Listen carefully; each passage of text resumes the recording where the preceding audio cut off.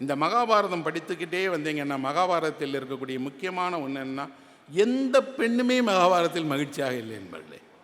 அவர்கள் எல்லோரும் அரசியாக இருந்தார்கள். காந்தாரியாக கண்ணை கட்டி கொண்டு கணவனே எல்லாம் என்று வாழ்ந்த காந்தாரியும் மகிழ்ச்சியாக இல்லை. பாண்டவர்களுடைய தாயாக இருந்த குந்தியும் மகிழ்ச்சியாக இல்லை. 5 பெண் கணவர்களை மணந்த திரௌபதியும் மகிழ்ச்சியாக இல்லை. எந்த பெண்ணுமே, எந்த பட்டத்து அரசிகளாக இருந்த பெண்ணும் கூட யாரும் மகிழ்ச்சியாகவே இல்லை. எல்லோருக்கும் ஒரே கதைதான். அவர்கள் தன்னுடைய வாழ்க்கை தியாகம் செய்து முடிவில் கைவிடப்பட்டவர்களாக போயிடுறாங்க.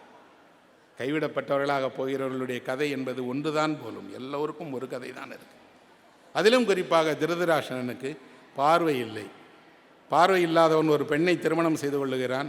அந்த பெண்ணிற்கு பார்வை இருக்கிறது. அவன் என்ன நம்புவான் என்றால், என் கண்ணையும் சேர்த்து அவள் தன் பிள்ளைகள் மீது எப்போதும் வைத்திருப்பாள், தந்தையினுடைய கண்ணாகவும் அவள் 4 கண்கள் கொண்ட பெண்ணாக இருப்பாள் என்று நம்பிதான் காந்தாரியை மனம் முடிக்கிறான். ஆனால் அவள் சொல்லுகிறாள், உங்களுக்கு கண்ணில்லை என்றால் எனக்கு கண்ணில்லை என்று. அவள் கண்ணை கட்டி கொண்டாலே தவிர மனதை கட்டி கொள்ளவே இல்லை. அவளுக்கு 4 கண்கள் அல்ல, திறந்திருந்தால் 2 கண்கள், மூடியிருந்தால் 100 கண்கள் நண்பர்களே. அந்த 100 கண்கள் கொண்டவளாக அவள் மாறிடுறாள். பெற்றோர்கள் என்ன செய்யக்கூடாது என்பதற்கு மகாபாரதம் ஒன்று சொல்லுகிறது. என்ன அப்படின்னா, உங்கள் பிள்ளைகள் ஆசைகளுக்கெல்லாம் தயவு செய்து ஆடாதீர்கள். உங்கள் பிள்ளைகள் கேட்பதையெல்லாம் செய்து கொடுத்து விடாதீர்கள். அதே நேரத்தில் பெற்றோர்களுக்கு என்ன இருக்குன்னா, என் பிள்ளைகளை விட உயர்வானவர்கள் வந்துடவே கூடாது. உங்கள் பிள்ளைகளை விட உயர்வான ஒருவர் பக்கத்தில் இருந்தால் உங்களை அறியாமலே பொறாமை வெளிப்படுகிறது. நிறைய பெற்றோர்கள் பிள்ளைகள் கேட்கக்கூடிய கேள்விகள் முன்னால் தான் மௌனமாகிறார்கள், உலகிடம் அல்ல. பிள்ளைகளிடம் என்ன பதில் சொல்வது என்று தெரியாமல் மௌனமாக இருப்பதோடு உன் விருப்பம் என்னன்னு சொல்ல அதை செய்கிறேங்கிறாங்க. மெல்ல பிள்ளைகளை பெற்றோர்கள் ஆட்டி வைக்க தொடங்குகிறார்கள். பெற்றோர்கள் அல்ல பிள்ளைகளை வளர்ப்பது, பிள்ளைகள் தான் பெற்றோர்களை வளர்க்கிறார்கள். வளர்ப்பதோடு பிள்ளைகள் பெற்றோர்களை எந்த பக்கம் போக வேண்டும், என்ன செய்ய வைக்க வேண்டும் என்று செய்ய வைக்கிறாங்க. எந்த தவறும் செய்யாத யுதிஷ்டனை போலவே வாய்மையினுடைய வடிவமாக இருக்கக்கூடிய திருதராஷ்டிரன் செய்த எல்லா தவறுகளும் பிள்ளையின் நலன் கருதி மட்டும்தான். என் பிள்ளை நலமாக இருக்க வேண்டும், தேசத்தை ஆள வேண்டும், போட்டியே இருக்கக்கூடாது, பகையே இருக்கக்கூடாது, மொத்த தேசமும் மொத்த நாடும் அவனிடம் இருக்க வேண்டும் என்று ஒரு தந்தை நினைப்பது தவறு அல்ல. ஆனால் அதற்கு அவர் செய்கிற காரியங்கள் எல்லாம் தவறு. எல்லாவற்றால் நீங்கள் யோசித்து பாருங்கள். ஒரு திரௌபதியினுடைய வஸ்திராபரணம் நடக்கும்போது அந்த அவையில் திருதராஷ்டிரன் இருக்கிறார் என்றால் அதை அனுமதித்திருப்பாரா என்ன? எல்லா தீய செயல்கள் நடக்கும் போதும் மௌனமாக பீஷ்மரும் திருதராஷ்டிரனும் இருக்கிறார்கள் என்றால் அவர்களுக்கு தெரியாமல் இந்த அநீதி நடந்தேறி இருக்குமா என்ன? அப்படின்னா யாரோ விருப்பத்திற்காக அவர்கள் ஆட்டி வைக்கப்படுகிறார்கள், பிள்ளைகளால் ஆட்டி வைக்கப்படுகிறார்கள். ஆனால் அவருடைய முடிவு எப்படி இருக்கிறது? யுத்தத்தில் எல்லா பிள்ளைகளும் இறந்துட்டாங்க. ஒரு தந்தையால் தாழவே முடியாத துக்கம் என்று ஒன்று இருக்கிறது என்றால் தன் கண் முன்னால் தன் பிள்ளைகளை பறிகொடுப்பது தான். அதிலும் 100 பிள்ளைகளை பறிகொடுத்த தந்தை என்றால் அவன் துக்கத்தை போன்ற இந்த உலகில் பெருந்துக்கம் ஒன்று இல்லவே இல்லை. அத்தனை பிள்ளைகளையும் பறிகொடுத்து இனிமேல் எதற்கு வாழ வேண்டும் என்று காந்தாரியும் திருதராஷ்டிரனும் முடிவு செய்கிறார்கள். வாழ்க்கையை முடித்து கொள்வோம், நாம் நேரடியாக கானகத்தை தேடி சென்று கானக வாழ்க்கையை வாழ்ந்து முடித்து கொள்வோம் என்று. அவர்கள் காட்டுக்கு கிளம்பும்போது அவர்களோடு இன்னொரு பெண்ணும் இணைந்து கொள்கிறார்கள். அதுதான் மகாபாரதத்தினுடைய சிறப்பு. அவர்களோடு துணைக்கு செல்லுகிற இன்னொரு பெண் பாண்டவர்களுடைய சொந்த தாய். குந்தியும் காந்தாரியும் திருதராஷ்டிரனும் தான் செல்கிறார்கள். அது எப்படி முடியும்? உங்கள் பிள்ளைகள் தான் அவர்கள் பிள்ளைகளை கொன்றார்கள், உங்கள் பிள்ளைகளால் தான் அவர்கள் இந்த இழப்பை சந்தித்தார்கள். ஆனால் உங்கள் பிள்ளைகள் செய்த தவறுக்காக நீங்கள் அவர்களோடு சேர்ந்து உங்கள் இறுதியை முடிக்கிறார்கள் என்றால் அந்த 3 பேர் நடந்து போகும்போது சஞ்சயன் என்று எங்கோ நடக்கிற யுத்தத்தை இங்கிருந்து சொன்னான் இல்லையா, அந்த சஞ்சயனும் உடன் செல்கிறான். இந்த 4 பேர் போகிற காட்சி இருக்குது. இந்த 4 பேரும் காட்டிற்கு போய் வாழ்க்கையை முடித்து கொள்ள போகிறாங்க. அப்போ அந்த 2 பேர் 2 பெண்கள், ஒருவர் காந்தாரி இன்னொருவர் குந்தி. இந்த 2 பேருடைய பிள்ளைகளுக்கு இடையில் தான் இவ்வளவு பெரிய போரும். 2 பிள்ளைகளும் தாயினுடைய விருப்பத்துக்குரிய பிள்ளைகள். ஒரு தாய் பிள்ளைகளை இழந்திருக்கிறார், ஒரு தாய் பிள்ளைகளினுடைய உயரத்தை கண்டிருக்கிறார். ஆனால் 2 தாயும் ஒரே மரணத்தை நோக்கி போகிறாங்க, ஒரே சாலையில் நடந்து போகிறாங்க. காட்டில் நெருப்பு வருது. காட்டு நெருப்பிலிருந்து பெருசாக எரியும் போது எல்லோரும் தப்பி போயிடலான்னு நினைக்கும் போது காந்தாரி சொல்லுகிறாள், நமக்காக அந்த அக்னி தயாராக இருக்கிறது, வாருங்கள் என்று தன் கணவனை கைப்பிடித்து காந்தாரியை கைப்பிடித்து நெருப்புக்குள் கூட்டி செல்லுகிறாள் காந்தாரி. அப்படின்னா அவர்களுடைய முடிவு எப்படி இருக்குது பாருங்கள். ஒரு பெரிய தேசத்தை ஆண்ட ஒரு மன்னர், அவருடைய மனைவி, ஒரு பெரிய தேசத்தை ஆளுகிற 5 பிள்ளைகளை கொண்ட தாய், எல்லோரும் நெருப்பிற்குள் விரும்பி நுழைகிறார்கள்.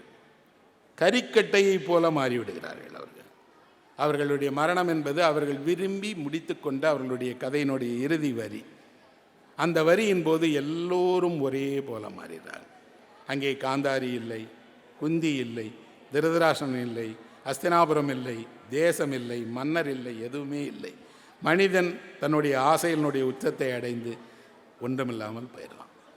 மகாபாரதம் திரும்ப திரும்ப திரும்ப இப்படி ஒரு பேருண்மைகளை உங்களுக்கு ஏன் உணர்த்தி காட்டிக்கிட்டே இருக்குன்னா, இவற்றைத்தான் நினைவில் வைத்து கொள்ளவே மாட்டோம்.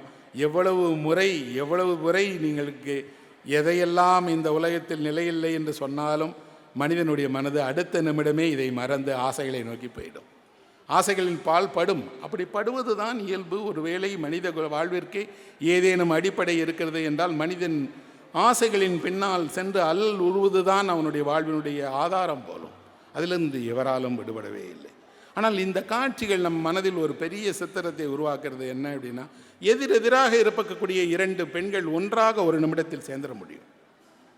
அந்த இடத்தில் ஒருவேளை இந்த குந்தியினுடைய கணவராக இருக்கிற பாண்டு இருந்திருந்தால் பாண்டுவும் திருதராஷ்டிரனும் இப்படி இணையாக சென்றிருப்பார்களா என்றால் இருக்காது. அப்படின்னா இந்த இதிகாசம் நிறைய பெரிய உண்மைகளை வேறு இடங்களில் பொருத்தி வேறு இடங்களில் வைத்து அதன் வழியாக உங்களுக்கு ஒரு காட்சி, அதன் வழியாக ஒரு உண்மையை உணர்த்த முற்படுகிறது. அப்படி முற்படும் போது கிருஷ்ணருக்கு மட்டும் இந்த முழு மகாபாரதத்திலும் அவர் ஒரு பெரிய முழு மகாபாரதத்திலும் கிருஷ்ணருக்கென்று ஒரு தனியான இடமும் தனியான பார்வையும் வழிமுறைகளும் கொண்டதாக அவர் கூறுவது இருக்கு.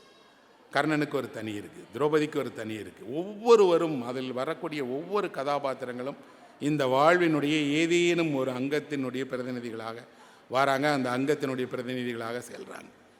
அப்போ இதிகாசங்கள் என்பது இந்தியாவில் தான் இப்படி எழுதப்பட்டிருக்கா அப்படின்னா, நீங்கள் இப்போ இங்கே ஒரு ஒடிசை படம் ஓடுது, இது கிரேக்கத்தினுடைய இதிகாசம். இந்த கிரேக்க இதிகாசத்தை நோலன் படமாக எடுத்திருக்கிறார். இந்தியாவில் எழுதப்பட்டிருக்கக்கூடிய 2 இதிகாசங்கள் ராமாயணம் மகாபாரதம் மாதிரியே கிரேக்கத்துக்கும் இதிகாசம் இருக்குது. அது இலியட் ஒடிசின்னு 2 கதையும் நம்ம ஊர் கதையும் வேறு கதை அல்ல. இலியட்டினுடைய கதையை நீங்கள் வெளிப்படையாக கேளுங்க. ஒருவருடைய மனைவியை ஒருத்தன் தூக்கிட்டு போய் ட்ராய்ங்கிற நகரத்தில் ஹெலனை வச்சுக்கிறான்.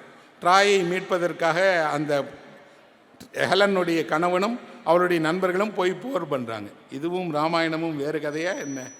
ஒருவருடைய மனைவியை தூக்கிட்டு போயிட்டாங்க, அவர் மீட்பதற்காக போய் சண்டைக்கு போகிறார் என்றால் ராமாயண கதை தான். இந்த ஒடிசி திரைப்படமாக வந்திருக்கு. திரைப்படத்தில் போய் பாருங்கள், ஒரு காட்சி இருக்குது. அது இதிகாசத்திலே வரக்கூடிய காட்சி தான். என்ன அப்படின்னா, யாராலும் வளைக்க முடியாத ஒரு வில் இருக்கிறது, அந்த வில்லில் நான் ஏற்றி அம்பு தொடுக்க வேண்டும் என்று. இது ராமாயணத்தில் நாம் படித்த காட்சி தானே. அங்கே ஒடிசியஸ் தன் வீடு திரும்பும்போது ஒடிசியஸனுடைய மனைவியான பெனிலோப் சொல்கிறா, என்னிடம் ஒரு வில் இருக்கிறது, இந்த வில்லை யாராலும் வளைக்க முடியாது, யார் இந்த வில்லை வளைக்கிறார்களோ அவர்தான் எனக்குரியவர்னு சொல்கிறார். ஒடிசியஸ் அதை வில்லை வளைச்சி காட்டுறான். நம்ம ஊரில் எது சிவதனுசாக இருந்ததோ அந்த சிவதனுசு ஒடிசின்னு இல்லை. அங்கே பார்த்தீங்கன்னா அங்கே ஒரு பெரிய நாணேற்றுக்கிற வில்லாக இருக்குது. அப்படின்னா உலகம் முழுவதுமே இதிகாசத்தினுடைய அடிப்படை ஒன்றாகத்தான் இருக்கிறது, ஒன்றாகத்தான் எழுதப்பட்டிருக்கிறது. வேறு தேசங்களில் வேறு மொழிகளில் இருக்குது. உலகினுடைய முதல் இதிகாசமாக கருதப்படுவது கில்காமேஸ் அப்படின்னு. இந்த கில்காமேசம் 4000 வருடங்களுக்கு முன்பாக எழுதப்பட்டது அப்படிங்கிறாங்க. இந்த கில்காமேஸுடைய கதை என்ன அப்படின்னா, எங்கிடு அப்படின்னு இந்த கில்காமேஸுக்கு ஒரு நண்பன் இருக்கான். 2 பேரும் வேட்டைக்கு போகிறாங்க. வேட்டையினுடைய நடுவில் திடீர்னு அந்த எங்கிடு செத்து போயிடுறான். செத்து போனால் கில்காமேஸுக்கு அப்போ வரைக்கும் என்ன தெரியாதுன்னா, மரணம் என்று ஒன்று வரும், அது மனிதனை தாக்கினால் மனிதனுடைய எல்லாமும் முடிஞ்சிடும்னு தெரியாது. அவன் யோசிக்கிறான், இவ்வளவு பெரிய வீரன், இவ்வளவு பெரிய வில்லாளி, காட்டு விலங்குகளை எல்லாம் வேட்டையாடுகிற நாம திடீர்னு அப்படி செத்து போயிடுமா? அவ்வளோதான் வாழ்க்கையா? அப்போ நம்ம வாழ்க்கைக்கு ஒன்றுமே இல்லையா? இந்த வீரமெல்லாம் ஒன்றுமே இல்லையா என்று கில்காமேஸ் மனம் உடைஞ்சிடறான். உடைந்ததோடு அவன் சொல்கிறான், என்றைக்கும் இருக்கக்கூடிய நித்தியமான வாழ்க்கை என்று ஏதேனும் இருந்தால் அதை தேடுகிறவனாக மாறுவேன்.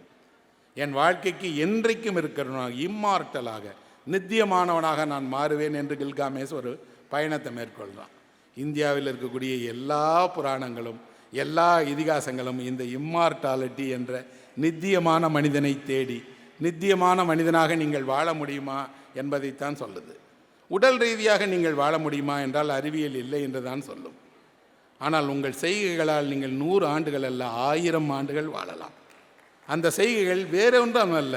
உங்கள் அருகில் இருப்பவர்களுக்கு நீங்கள் ஒரு நற்செயல் செய்தால் குறைந்தபட்சம் 100 ஆண்டுகள் இருப்பீர்கள். இந்த நற்செயலை உங்கள் அறியாத எல்லோருக்கும் செய்தால் 1000 ஆண்டுகள் கட்டாயம் இருப்பீர்கள். அதிலும் குறிப்பாக ஒருவருக்கு கல்வி அளித்தால் தலைமுறைக்கும் அவர் மனதில் இருப்பீர்கள்.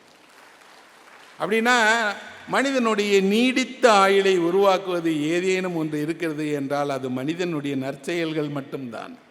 நல்வாக்கும் நற்செயல்களும் நற்சிந்தனையும் தவிர மனித வாழ்வை நீடிக்கக்கூடிய வேறு ஒன்று இல்லவே இல்லை. மனிதன் என்றைக்காவது கடைபிடிக்க வேணும்னா நற்சிந்தனை கொண்டவனாக இருந்தான்னு வைங்களேன், அப்போ நற்செயல்கள் தானே உருவாகும். நற்சிந்தனையும் நற்செயலும் இணைந்தால் என்ன ஆகும்னா நல்வளர்ச்சி உருவாகும். இந்த நல்வளர்ச்சி உருவானால் என்ன? தீங்கு குறையும், தீமை குறையும். தீங்கும் தீமையும் குறையும் போது நன்மை தானே உருவாகும். நன்மை தானே உருவானால் என்ன ஆகும்? தானே மகிழ்ச்சி உங்கள் முகத்தில் வரும். நான் கேட்டேன் இல்லையா, நீங்கள் ஏன் மகிழ்ச்சியாக இல்லை என்று. உங்கள் மகிழ்ச்சியினுடைய காரணம் நீங்கள் மட்டும் அல்ல. இப்போது நற்செயல்கள் இல்லை, நற்சிந்தனைகள் இல்லை. உலகம் அதை நோக்கி செல்லவில்லை. உலகம் மிக வேகமாக அநீதியினுடைய பாதையில், தீமையினுடைய பாதையில், மோசமான செயலினுடைய பாதையில் சென்று கொண்டிருக்கும் போது எல்லோரும் மனதில் கவலைப்படுகிறோம். எதை நம்பி இந்த பிள்ளைகளை இனி வரும் தலைமுறையிடம் விட்டு செல்வது, இனி வரும் உலகிடம் விட்டு செல்வது என்று.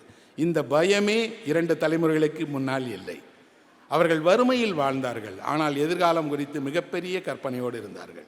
பிள்ளைகள் என்ன படிக்கிறார்கள் என்று புத்தகத்தின் பெயர் கூட தெரியாத தந்தை தான் பிள்ளைகளை மிகப்பெரிய படிப்பு படிக்க வைத்தார், மிகப்பெரிய ஆட்களாக உருவாக்கினார். அவர்களுக்கு எதிர்காலம் என்பது நிச்சயம் நல்ல உலகம்தான், நிச்சயம் நல்ல வாழ்க்கை தான், நிச்சயம் நல்ல மனிதர்கள் தான் இருப்பார்கள் என்ற ஒரு நம்பிக்கையோடு இருந்தார்கள். அந்த நம்பிக்கை நமக்கு இல்லை. நிச்சயம் ஒரு நல்ல மனிதர்கள் மட்டும்தான் வாழ்வார்கள் என்று நகரத்தில் வாழ்கிற யாராவது நம்புவாரா என்ன? இன்னும் எவ்வளவு மோசமாக மாறப்போகிறதோ, இன்னும் எவ்வளவு தீமைகளை பார்க்க போகிறோமோ, இன்னும் எவ்வளவு வீழ்ச்சிகளை நாம் சந்திக்கப் போகிறோமோ என்று ஒவ்வொரு நாளும் குழந்தைகளை வைத்திருக்கக்கூடிய பெற்றோர்கள் கவலைப்படுகிறார்கள்.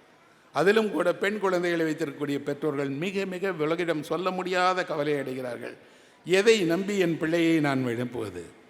பழைய காலத்தில் ஒன்று இருந்தது, அந்த கணவன் மோசமானவன் அல்ல, மோசமான சில செயல்கள் கொண்டவனாக இருப்பான், இயல்பிலே மோசமானவனாக இல்லை. அதிகபட்சம் அந்த காலத்தில் முரணனாக இருப்பான், குடிகாரனாக இருப்பான், மனைவியை அடிப்பவனாக இருப்பான். இந்த தவறுகளை தாண்டி அவன் பிள்ளைகள் வந்த பிறகு தானே மாறிடுவான். இப்படி பலரையும் நான் கிராமத்தில் பார்த்துருக்கேன். இன்று அவன் யாரையும் அடிக்க மாட்டான், எதுவுமே செய்ய மாட்டான். ஆனால் அவன் என்ன நினைப்பான் என்பதை நீங்கள் ஒருவேளை காட்சியாக பார்த்தால் நம்பவே முடியாது. என்னென்ன விதத்திலெல்லாம் அவன் மனம் களங்கப்பட்டிருக்கிறது. எந்த விதமான குற்றங்களையும் எவரும் செய்ய தயங்க மாட்டார்கள். அப்படின்னா உங்களுடைய உடல் அல்ல, உங்கள் மனதை தான் தூய்மைப்படுத்தவும், உங்கள் மனதை தான் சீர்படுத்தவும், உங்கள் மனதில் தான் நல்லெண்ணங்களை உருவாக்கவும் வேண்டியிருக்கு. இவ்வளவு 1000 புத்தகங்கள், இவ்வளவு 1000 இலக்கிய உரைகள் எல்லாமும் ஏதேனும் ஒன்றுக்கு தேவை இருக்கிறது என்றால் மனித மனதை தூய்மைப்படுத்துவதற்குத்தான் தேவைப்படுகிறது.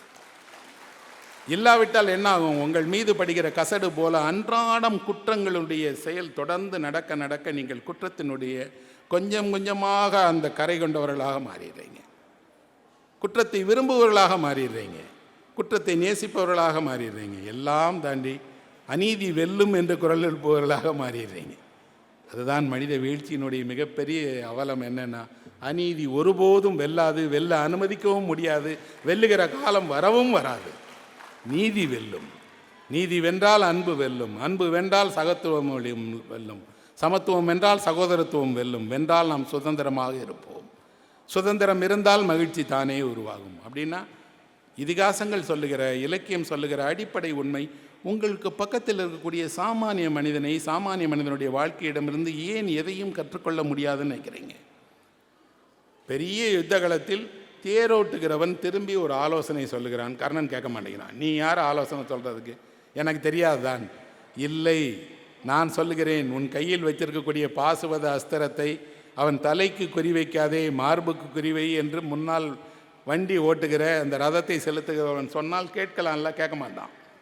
தலைக்கு குறிவிப்பான். கிருஷ்ணரால் அந்த பாதுவத அஸ்திரம் ஒன்றும் இல்லாமல் போயிடும்.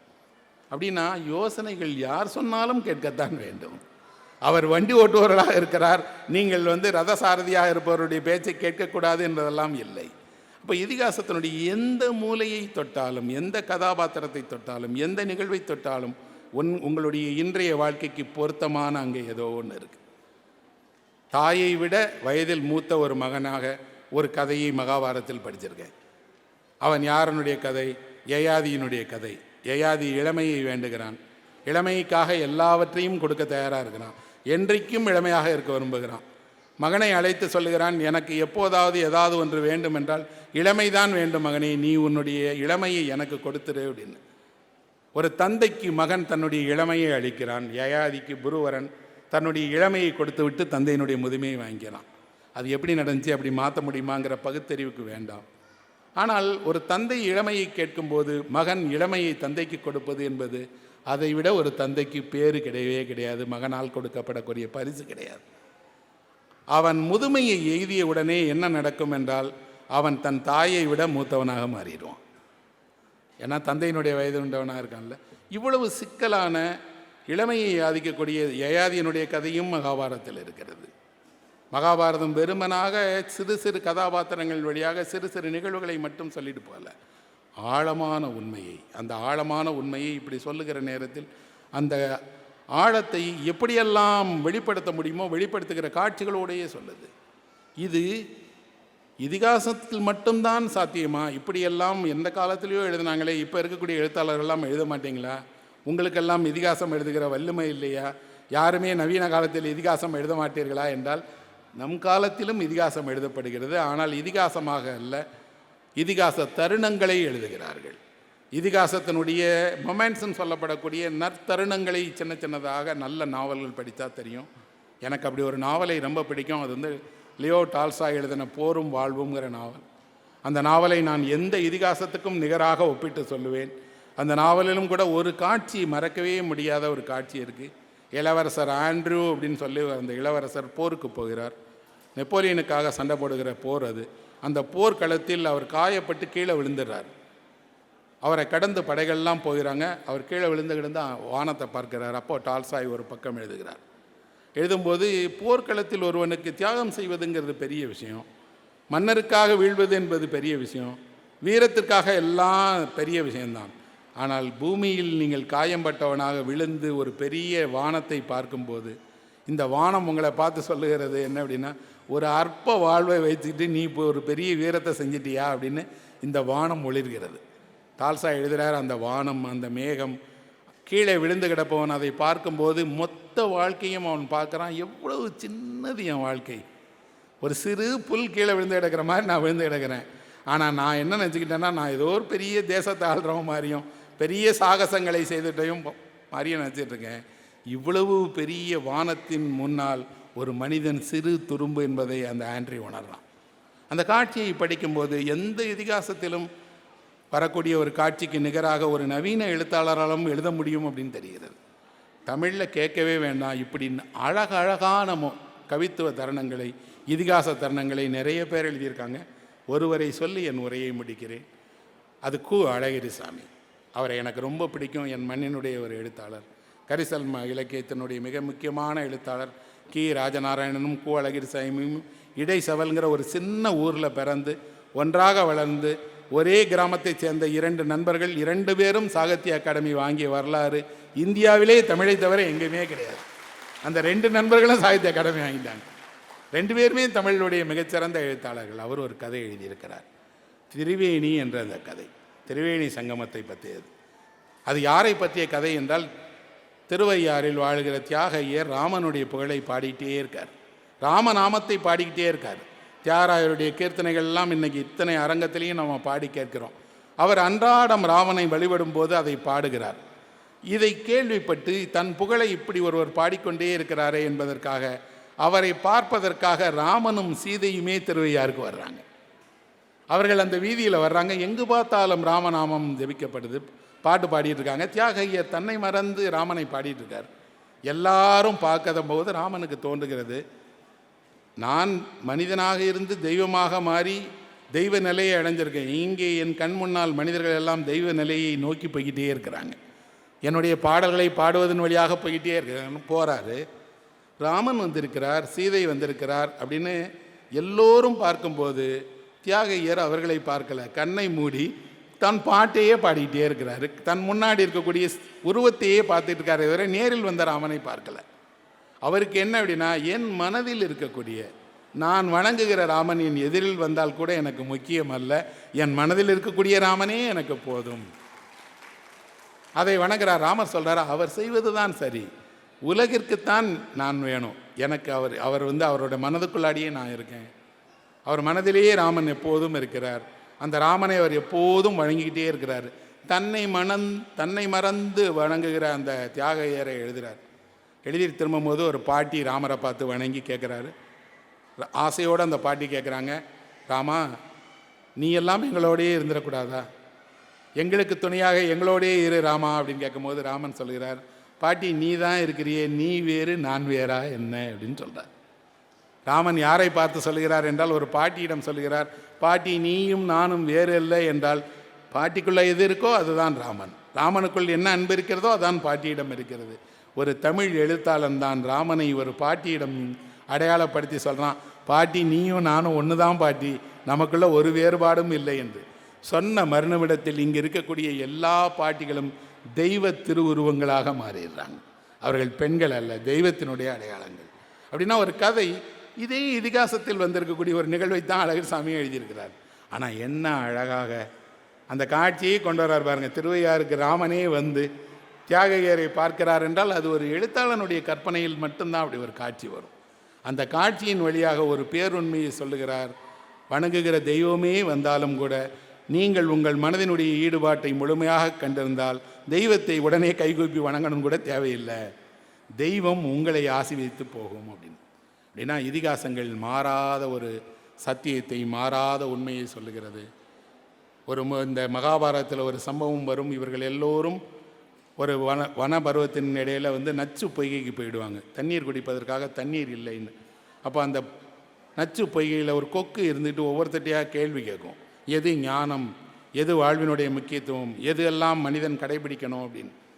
அதுக்கு யாரும் பதில் சொல்லாமல் இருந்தபோது யுதிஷ்டன் மட்டும் போய் பதில் சொல்லுவான். அந்த கொக்குக்கு பதில் சொல்லி அந்த நச்சு பொய்கையில் இருந்த சகோதரர்களை உயிர்ப்பிப்பான். அது யக்ஷ பிரசன்னம் அப்படின்னு சொல்லி ஒரு தனி நூலாக வெளியாக இருக்குது. யட்சனுக்கு சொன்ன பதில்கள் அப்படின்னு.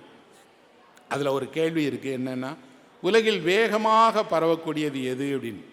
அதற்கு தர்மர் பதில் சொல்கிறார், கவலை அப்படின்னு சொல்கிறார். உலகில் வேகமாக வளரக்கூடியது கவலையாம். சூரியனை எது இயக்குகிறது, எது சூரியனை இத்தனை காலமாக ஓய்வில்லாமல் செயல்பட வைக்கிறது என்ற கேள்விக்கு யுதிஷ்டர் ஒரு பதில் சொல்கிறார், சத்தியம்தான். சத்தியம் தவறினால் சூரியனும் சூரியனாக இல்லாமல் போய்விடும் அப்படின்னு சொல்கிறார். அப்படின்னா இந்த உலகை இயக்குவது சத்தியம்தான். சத்தியம்தான் தர்மமாக இருக்கிறது.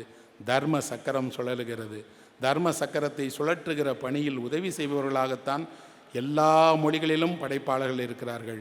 நீங்கள் ஒரு படைப்பையோ படைப்பாளியோ நேசிக்கிறீர்கள் என்றால் தர்மத்தை நேசிக்கிறீர்கள் என்ற அர்த்தம். நன்றி நண்பர்களே, வணக்கம்.